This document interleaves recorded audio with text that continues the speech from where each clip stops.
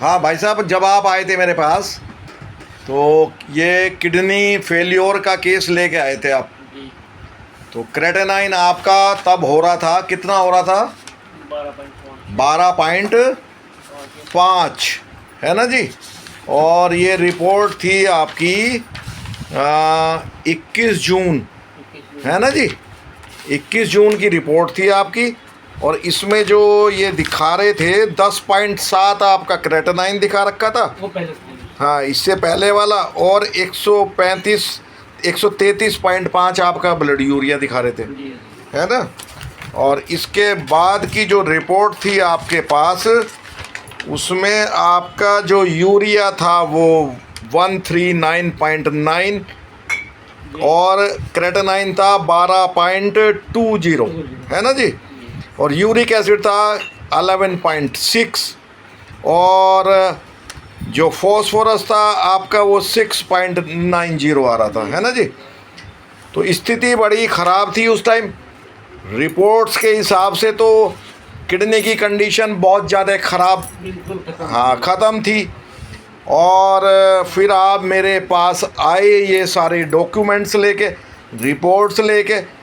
फिर मैंने आपका ये केस स्टडी किया और फिर मेडिसिन निकाली आपकी, जी। मेडिसिन दी आपको। और अब कितना टाइम हुआ है अभी दवाई लेते हुए? केवल 15 दिन लगे। 15 दिन।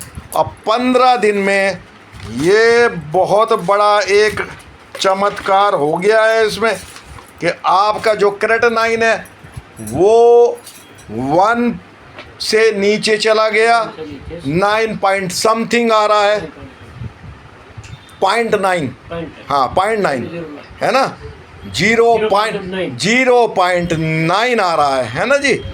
और आपका जो ब्लड यूरिया है वो 19 आ गया है। यानी कि 15 दिन के अंदर, 15 दिन से भी कम ही टाइम हुआ है। और क्रेटेनाइन आ गया है 0.9 और ब्लड यूरिया आ गया है 19, जो कि पहले आपका था 139.9, यानी कि 139, है ना जी। 139.9 था। और आपका क्रेटेनाइन था 12.20। आपका यूरिक एसिड था 11.6 और आपका जो फॉस्फोरस वो था 6.90।